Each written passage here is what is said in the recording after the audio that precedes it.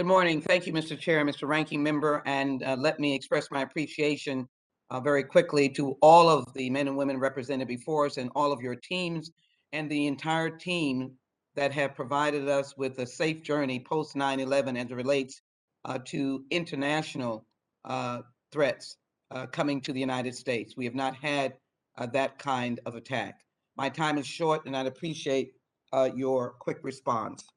To Director Abizad, can you provide me with the interaction and the potential of a new ally and friend or an expanded ally and friend with Pakistan in light of the circumstances with Afghanistan and the potential rise of ISIS?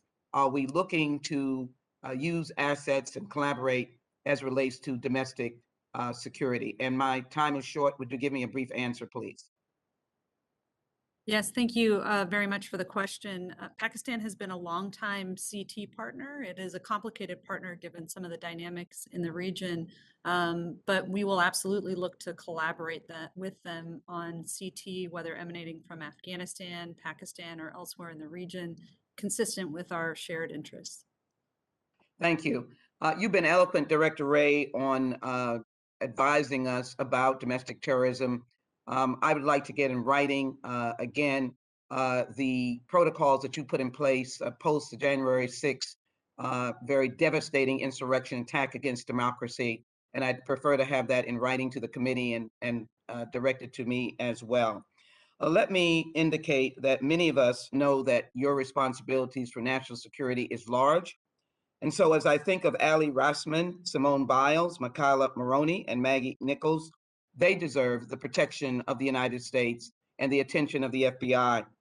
I know that you provided an apology, but as well, I also noted in the testimony of these young women, Simone Biles from Texas, all of them contributing to the national pride, if you will, throughout their lives, indicated that they had seen no prosecutions, no extensive investigations. My time is short and I have questions for the Secretary. What is your singular comment about moving forward on further investigations of agents who ignored these young women and caused additional harm and violence against them and other athletes? So thank you for the question. As I said last week, I consider what happened, or what more importantly did not happen back in 2015 at the FBI to be totally unacceptable. And I am deeply sorry on behalf of the entire FBI for what happened there. We have fired the one individual featured prominently in the report that we could fire. As far as prosecutions go, sorry, it's just a second, please. As far as prosecutions go, as you may know, that's really the responsibility of the Department of Justice, not the FBI. We have done what we have the power to do. So I would refer you really to the department on the latter part. Thank you. Will you be presenting a case or information to the DOJ for them to go further? Well, on that issue, the Inspector General, as you may know, took over the investigation. So it's really a conversation between the Inspector General and the Justice Department. If we can be helpful in that regard, and that's appropriate, we'd be happy to do that. Thank you so very much. I'll pursue that. Mr. Secretary, thank you very much for your heart and as well your commitment to serving the United States. I think the narrative about immigration is so wrong.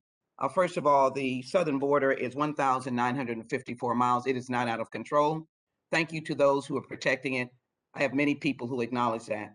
They quickly raised the point that we should refrain from these kinds of accusatory attacks against migrants. We are a nation of laws and immigrants. And so let me first of all raise the question of the terrible scenes that are all over the internet now, and also the mockery of Haitians who are taking water or washing in the water.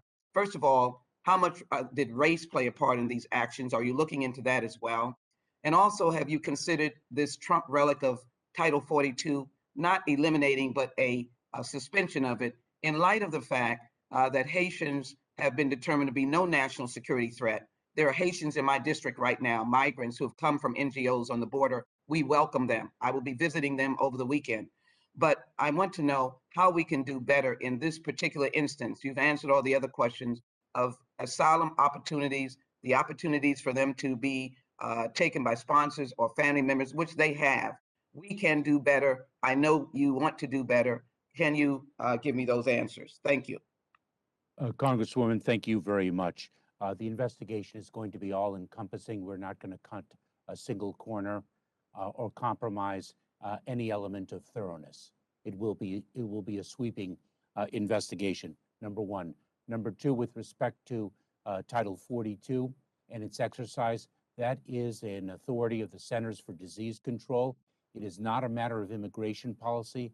It is a matter of public health policy driven by the situation of COVID-19 and where the trajectory of that pandemic is.